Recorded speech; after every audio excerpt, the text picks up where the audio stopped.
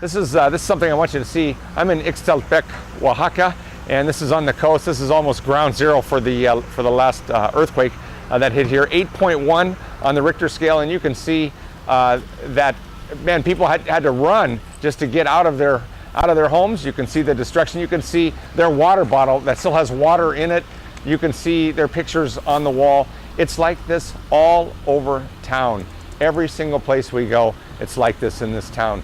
Over 70% of the homes have either been destroyed or going to have to be taken down. And as we kind of pan around with the camera, every home that you see right here on this video is going to come down in the next few days because they're just not safe and they're going to have to start all over.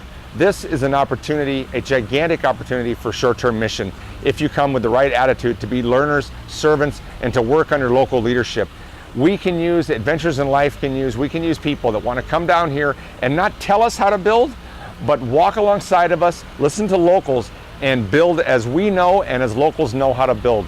We need resources and people to help and to bring some encouragement to this area. Perhaps you, perhaps your church, perhaps a group that you know of wants to come down and get involved. We'd love to have you come down and be part of rebuilding Ixtaltepec, Oaxaca.